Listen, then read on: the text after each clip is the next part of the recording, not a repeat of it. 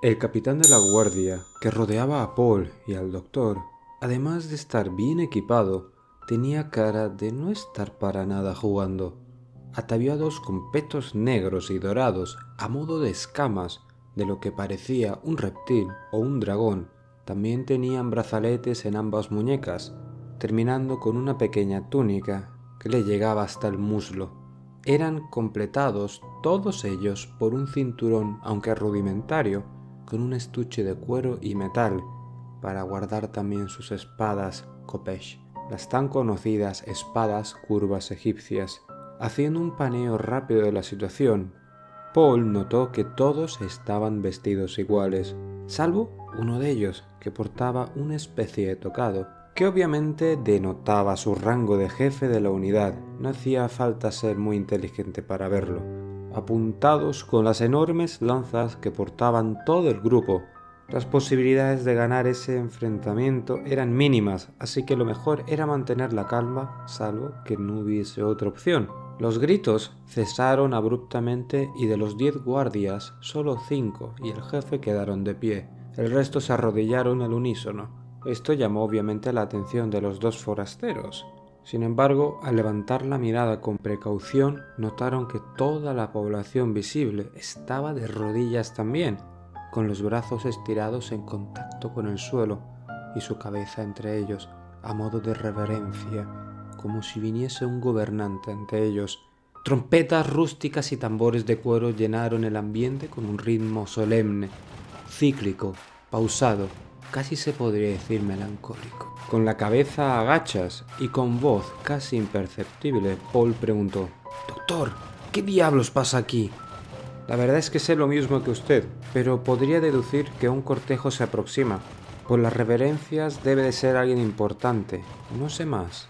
«Wow, doctor, qué útil esa información, maravilloso, justo lo que necesitábamos». En el establo, donde permanecía el resto del equipo, los operadores estaban muy pendientes de los acontecimientos y tenían mejor visión de toda la situación, incluyendo a los ahora 2 cautivos.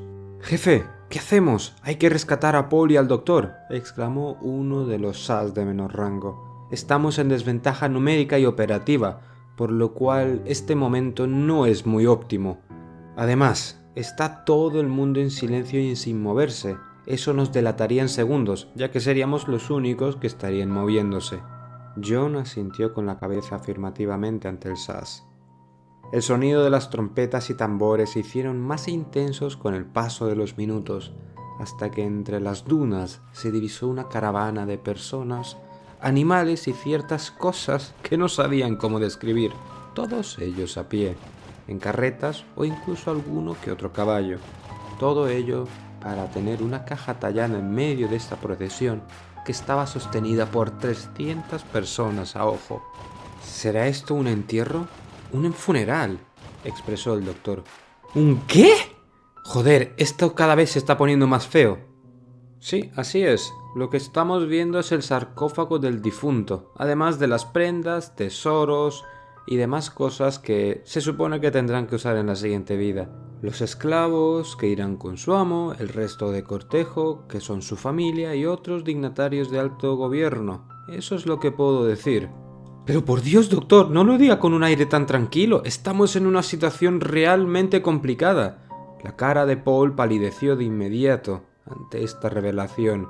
Los 2 forasteros observaron la procesión en silencio.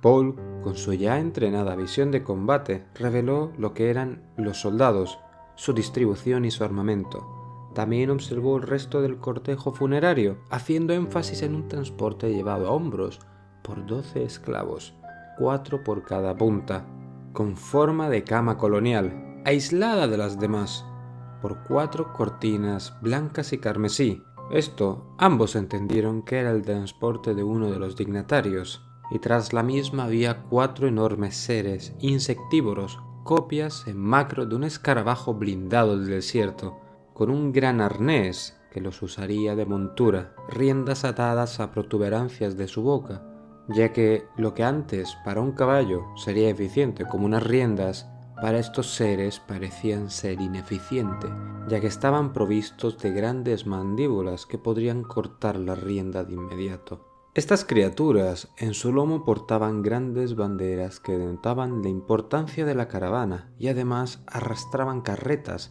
con la que parecía estar llena de ofrendas hacia el difunto. Una vez concluida la procesión que siguió su curso, los soldados volvieron a sus posiciones de combate frente a los forasteros. Una carreta de transporte de prisioneros apareció en una de las calles, tirada por 2 bueyes. En la rústica jaula había otros 4 detenidos de la población general, lánguidos y desnutridos, llenos de llagas y piojos, lo que no daba buena espina a Paul y al doctor. La puerta se abrió y fueron empujados dentro de esta jaula, no muy cortésmente. John llamó a Gashan y mediante señales le hizo saber con mucha dificultad de que su trabajo era llevar un trapo enrollado a Paul. Gashan pareció haber entendido y se puso en marcha, no sin antes memorizar un par de palabras que John le había enseñado para que fuese capaz de decir «¡Hey, Paul!», que sería una señal suficiente para atraer la atención del mismo. Se escabulló en el pueblo y en sus calles llenas de gente hasta estar al lado de la carreta, por detrás del conductor y los bueyes, pero por delante de la pequeña escolta militar. Aprovechando la aglomeración de gente en las calles, Gashan saltó sobre una de las laterales de la jaula y entre gritos varios llamó a Paul, el cual estaba recostado en la reja preso, atento, como un tigre estando atento a la caza. Luego, Gashan dejó caer dentro de la jaula un trapo que había recibido, y os preguntaréis, ¿quién es este Gashan? Es el joven que antes se acercó, y debido a que uno de los doctores sabía hablar su idioma, pareció querer ayudarlos. Este trapo desapareció de inmediato bajo la ropa de Paul, quien al tomarlo en sus manos ya sabía lo que era. Esto lo que hizo fue esbozar una sonrisa casi disimulada en el rostro de Paul. «¿Buenas noticias, Paul?», preguntó el doctor. «Bueno, por lo menos tenemos una oportunidad real que debemos administrar bien». El transporte de prisioneros se dirigió hacia el lado no visible de las pirámides. En otras palabras, hacia el lado contrario, donde se encontraba el pueblo con su carga de prisioneros. Ya que usted es el experto en lo que vendría a ser civilizaciones antiguas, Doc, ¿qué nos espera ahora? Bueno, Paul, esto me suena a la recolecta de ofrendas al dios Montu, el dios del sol y de la guerra del antiguo Egipto. Es posible que nos ofrezcan como sacrificio, pero la verdad es que no sé hasta dónde nos van a llevar. No sé qué más decirte. Maravilloso. Ahora seremos el resultado de un regalito a un dios. ¿Por qué no le regalan una cosa más brillante? No sé, oro. Tenemos que ser nosotros. Claro, porque muertos valemos mucho, ¿no? John y el SAS no estaban perdiendo el tiempo. Llamaron al doctor que estaba con ellos. Una vez atardecido, ya siendo más fácil pasar desapercibido, salieron del granero. Uno del SAS dijo: «Esta situación no me gusta. Están en manos de esta gente y nosotros escondidos como ratas. ¿Qué propones, jefe? ¿Entramos, barremos y salimos?», preguntó el SAS de bajo rango. «No, eso podríamos hacerlo. Primero podríamos borrar una civilización de la faz de la Tierra o este universo. Y segundo, dejaríamos demasiadas evidencias conocidas de objetos fuera de lugar o fuera del tiempo, y eso causaría muchos problemas en el futuro, obviamente a quienes lo consigan», respondió John. «Podemos usar nuestras habilidades y el conocimiento del Doc para ganarnos su confianza y así formar parte de esa casta hasta el próximo asalto», dijo el SAS jefe. John lo miró con tono pensativo y dijo: «Eso me parece mucho mejor idea. Además, recuerden que el coronel nos dijo que no borrásemos ningún país del mapa, y eso creo que califica a este, ¿no? Aunque estemos en otro universo. Como he dicho, no sabemos cómo pueden afectar nuestras acciones en esta línea temporal. Bueno, esta noche iremos a donde están nuestras pertenencias para tomar lo que necesitemos. No todo y no mucho, claro. Podemos solo las cosas básicas para poder cubrir nuestras huellas, de las más básicas hasta la vida o muerte», acotó John. «Doctor, revise entre sus juguetes a ver si alguno nos sirve», fue la orden que le llegó al doctor de parte del jefe de la SAS. Nivel 6 de la base dulce. 14:10 horas. Nuevo México. Tiempo presente. Las batas blancas del nivel 6 estaban frenéticas de lado a lado en el nivel más profundo de la base dulce. El Tomac estaba trabajando a plena potencia. Los indicadores de voltaje y de presión de las calderas estaban estables y obviamente en plena producción. Paradójicamente no era eso lo que concentraba la atención de los científicos. La supercomputadora de Dulce estaba ya enlazada con el sistema de rastreo de la Daiglock, que había sido desmontada y adaptada a las interfaces analógico-digitales presentes ahí. La doctora Lemons se comunicó con los científicos mientras Tom y sus escoltas solo se limitaron a ver en silencio. La conversación de Lemons y el jefe de científicos de nivel 6 se hizo cada vez más frenética hasta que cada uno se dirigió a una terminal de la computadora para introducir frenéticamente datos e instrucciones. ¿Alguna novedad, doctora?, interrumpió Tom. Efectivamente, algo nuevo y bueno. Por favor, colóquese las lentes de protección que están sobre esa mesa. Tom y los escoltas tomaron cada uno las lentes oscuras y polarizadas muy al estilo del proyecto de Manhattan y lo hicieron. Bueno, vamos a ver qué tenemos. 3, 2, 1, iniciando, dijo la voz en los altavoces de la sala. Acto seguido comenzaron a formarse una serie de micro agujeros de gusano que aparecían y se cerraban, primero lentamente y luego cada vez más rápido. Estos se cerraban dando un tono grave y corto. Durante la apertura de cada uno de estos microportales parecía incidir un láser para generar un campo magnético en el universo, escaneando, y esto reaccionaba con los sensores implantados de los operadores. Lemons dejó caer las lentes de protección y exclamó: «Bien, vamos por buen camino, sigamos así». «Doctora, ¿qué está pasando?». «Que se están escaneando los universos, Tom, y realidades paralelas, lineales, transversales, además de las diferentes temporalidades de los...». «¿Y esto cuánto tiempo tomará?», interrumpió Tom, cortando la explicación de la doctora. «Bueno, después de la interrupción te diré de que no lo sé. No lo sé, la verdad. Espero que sea pronto. A ver si os vais de una vez de aquí», dijo Lemons, obviamente un poco frustrada debido al corte de la conversación. Ahora solo les quedaban esperar y cruzar los dedos, dijo Lemons rematando. Todo el personal con código azul, por favor, reúnanse en la sala de control de la misión. En esta base, la influencia de los científicos era la más importante, seguida por los militares y luego las agencias secretas.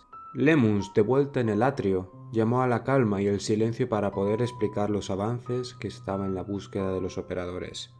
«Les pido por favor de nuevo que se calmen. Hemos avanzado en la forma de localizar a los operadores en el destino último que tuvieron. Déjenme presentarles el sistema de rastreo multiuniversal y multitemporal que estamos usando». En ese momento empezaron a aparecer los agujeros de gusano en pequeño y obviamente por sus respectivos láseres de rastreo para posteriormente desaparecer, no dando positivo la localización de la señal de los operadores. Se podía percibir la entrada del láser y obviamente con el cierre de su sonido, esto daba a entender de que no era el lugar adecuado. Se hacía cada 3 segundos, aplicando 60 aperturas y rastreo en paralelo. Lemons se quedó respondiendo a las miles de preguntas de los asistentes. Tom ya estaba pensando en un plan B para desarrollar en el momento que sean localizados ellos. Menguando equipo, Tom estaba claro qué hacer.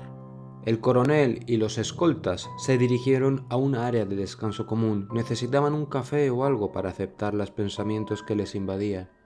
«Michael, vos, necesitamos hablar», espetó Tom a sus escoltas. Mientras ellos hacían eso, al otro lado del universo, en un universo paralelo, estaba el equipo de las Death Grow y las SAS pensando en qué hacer. La carreta tirada por esas dos criaturas acorazadas de 6 patas seguía su marcha implacablemente hacia una ciudadela blindada por altas paredes y puertas flanqueadas por soldados que a los lados de las puertas tenían 2 insectos enormes del tamaño de un humano moderno de alto, es decir, 2 metros, con forma y color de las mantis religiosas. 6 patas triarticuladas, 2 garras con punta de queratina y huesos de unos 15 centímetros de largo. claras puntas y oscuras en la base. Esas garras estaban sujetas con cinturones de cuero para seguridad de los soldados, cuerpos esbeltos y una cabeza con forma de triángulo de vértice en la base superior. 2 grandes ojos de avellana coronados con 2 largas antenas que se movían de manera independiente. En otra palabra, una mantis en toda regla, sin embargo, con el mismo tamaño que se espera de un ser en macro.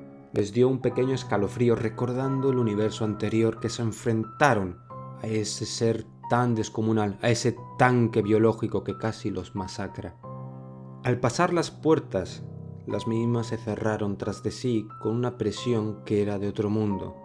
De inmediato, al cerrarse la puerta, la carreta se detuvo y los soldados parecían intercambiar opiniones, obviamente sobre qué hacer con ellos, hasta que se terminaron las voces y uno de ellos activó una palanca, haciendo que la carreta se abriese por abajo y cayendo al suelo en un área nueva amurallada.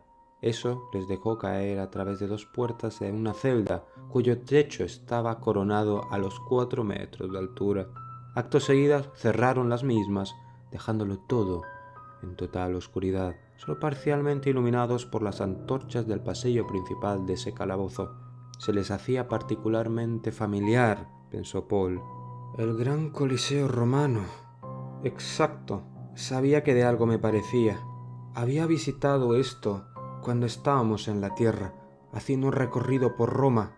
En unas vacaciones, Paul recorrió el Palacio de la Muerte, que era el Coliseo, y vio cómo se trataba a la gente en esa época, cómo se trataban a los esclavos, al alimento de las fieras y a los gladiadores. Por eso esto lo recordaba.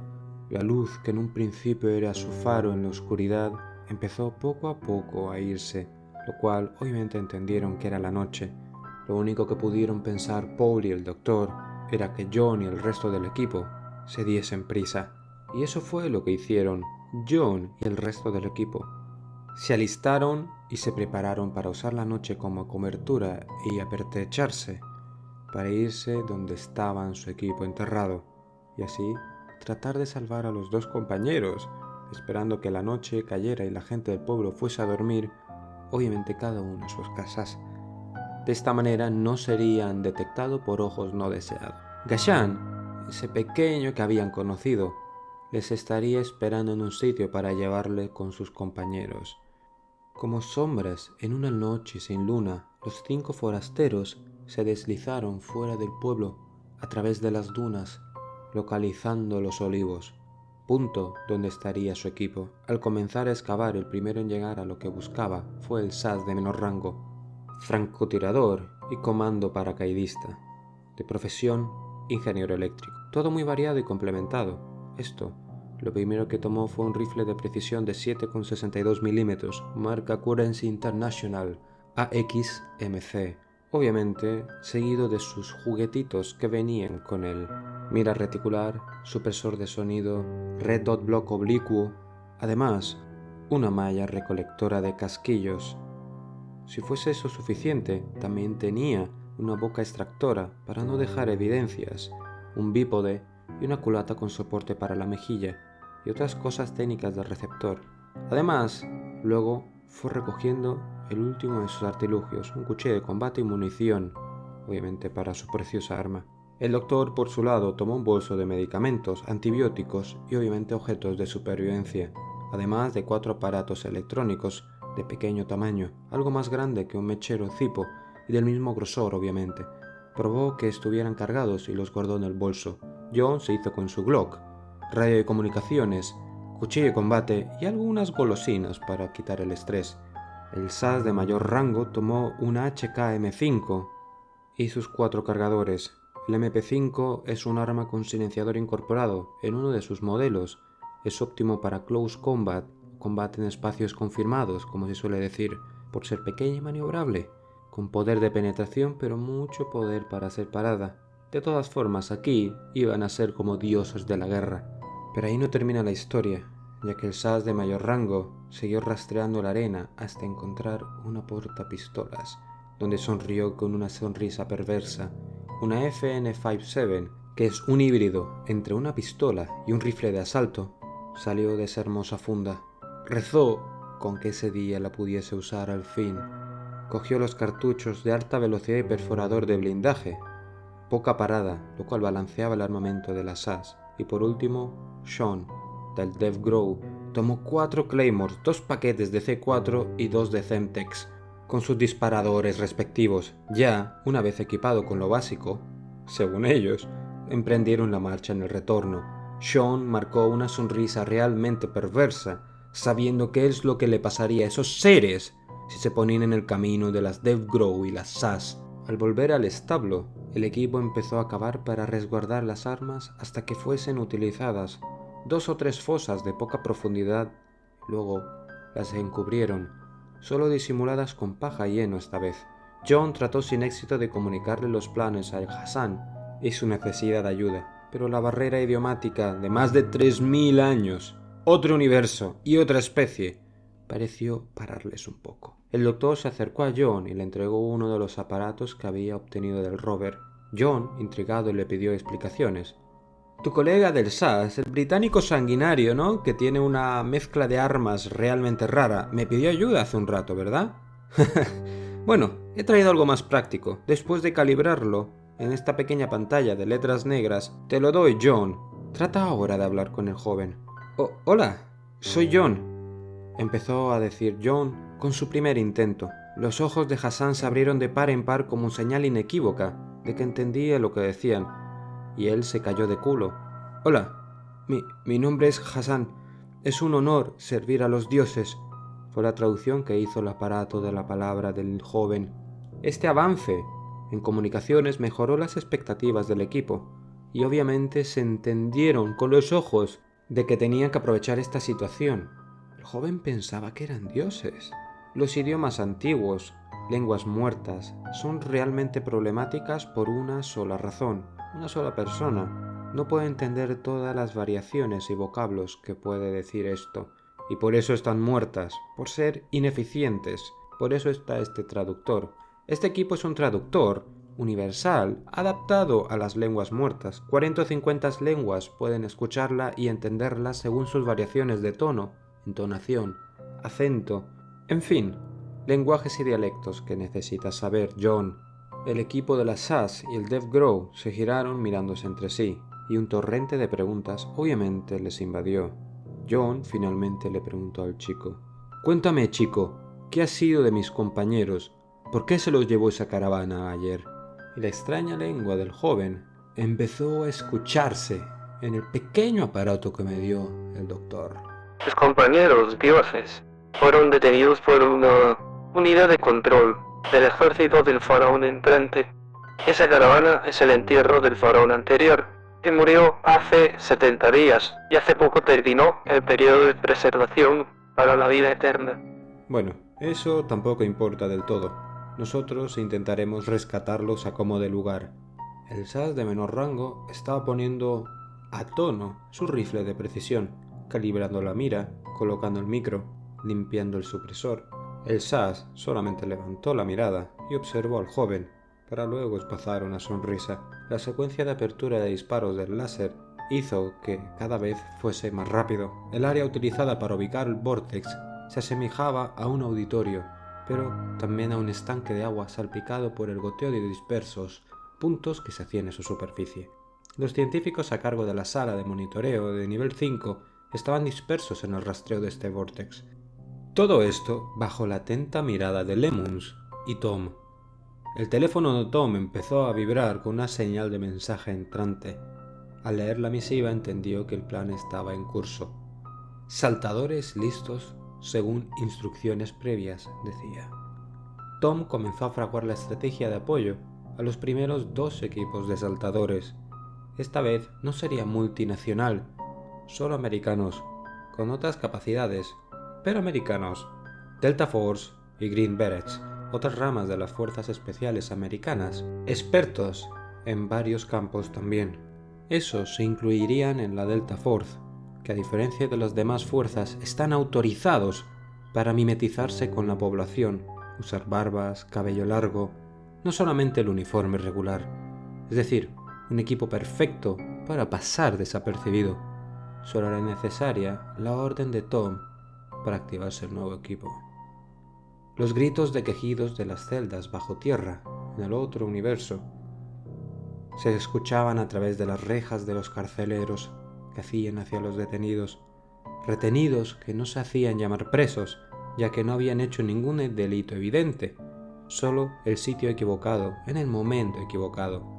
La reja del calabozo se abrió con un sonido de metal oxidado, y flanqueando la puerta había 5 guardias, subiendo las escaleras hasta la luz solar, que golpeó sus cuerpos y sus rostros. Una sensación agradable después de tanta incomodidad. La puerta de una especie de lo que ellos entendieron castillo se abrió al unísono, entrando en una estancia techada con columnas en forma de rectángulo con una alta influencia griega o algo así.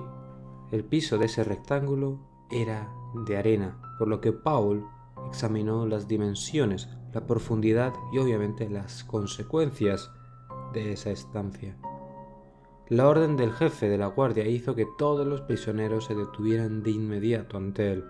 Paul y el doctor hicieron lo mismo. Los guardias se ubicaron en los laterales del rectángulo arenoso a manera de seguridad. El aire se llenó de un sonido de trompetas con un tono medio, 2 para ser preciso. Tambores de diferentes tamaños retumbaron como preámbulo a algo que no sabía que iba a tratarse, y un cortejo de personas de túnicas blancas y carmesí, blancas y doradas, blancas y azules, comenzó a llenar la instancia.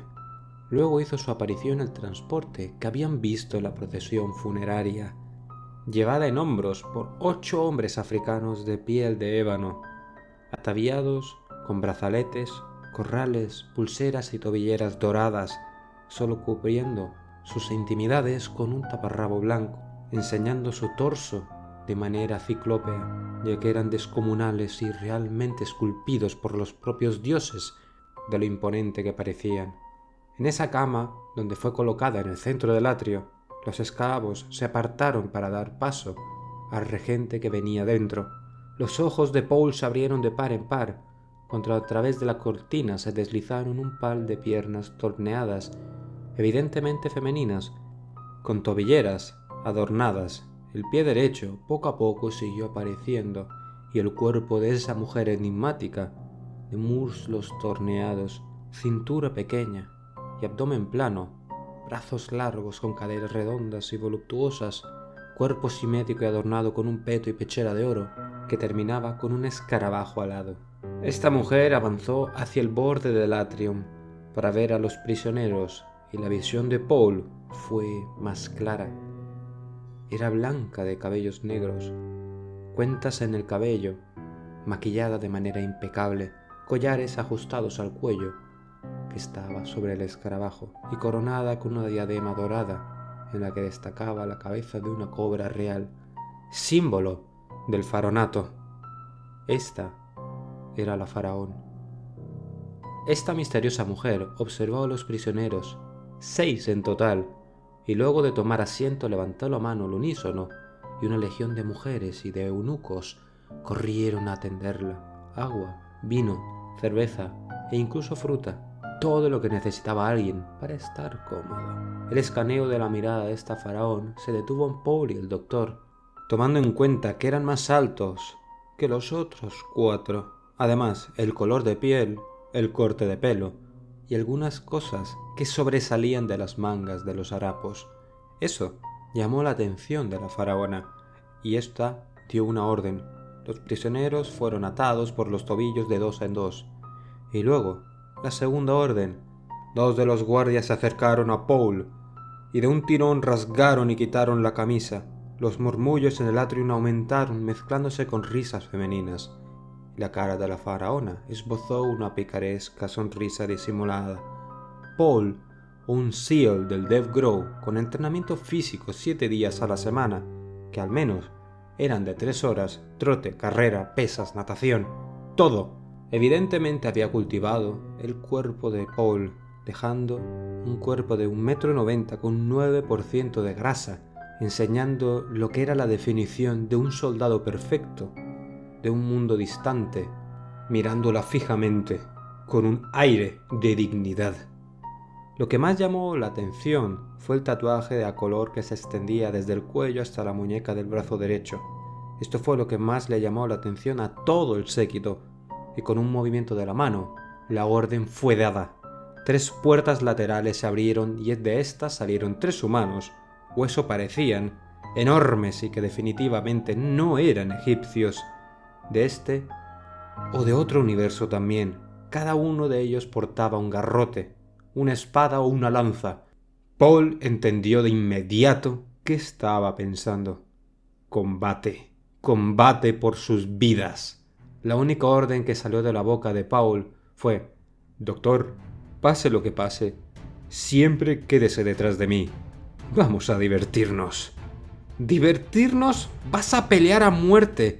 ¿Tú crees que esto es un juego de cartas, gorila?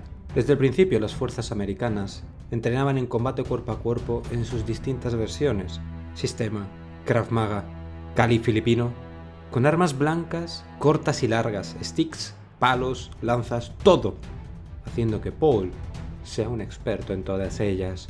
El doctor abrió el espacio entre él y su compañero con los demás rehenes, así como lo hicieron con otros agresores, tratando de observar meticulosamente cuál estaría interesados en ellos.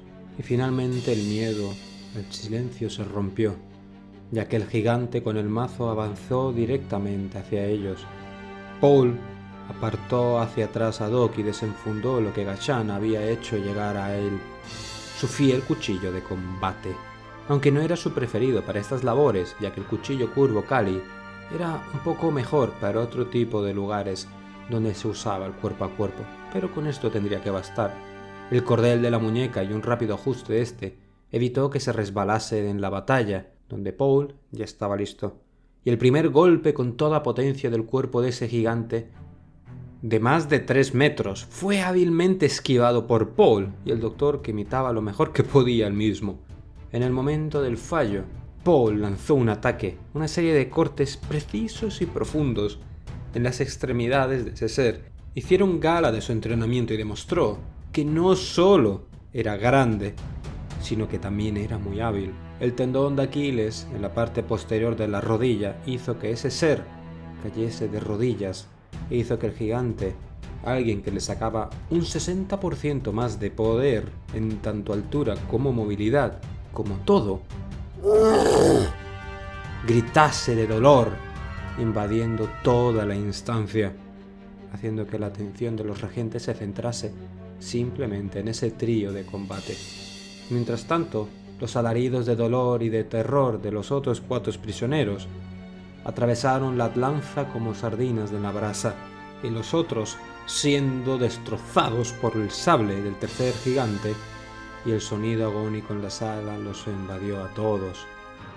El que levantó la maza con la intención de mantenerse alejado de Paul no le sirvió de mucho, ya que otra secuencia de movimientos rápidos hizo palanca Paul para poder destrozarle la muñeca, el codo, la cara, emanando sangre a borbotones de todas sus arterias, las heridas del muslo y la del brazo, ambas hechas a posta, obviamente en una zona realmente sensible.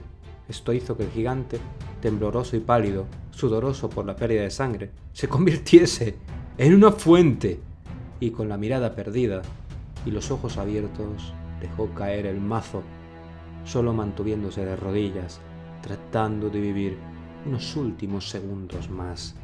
Paul observó esto y se ubicó a corta distancia del doctor, pegándose un poco a él, según las instrucciones que él mismo le había dado. Dejando salir 4 chorros últimos de sangre, el gigante cayó al suelo, frío e inerte.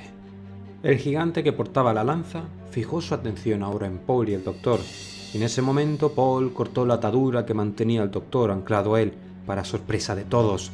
Esta vez necesitaría más movilidad, y bailó como se solía decir.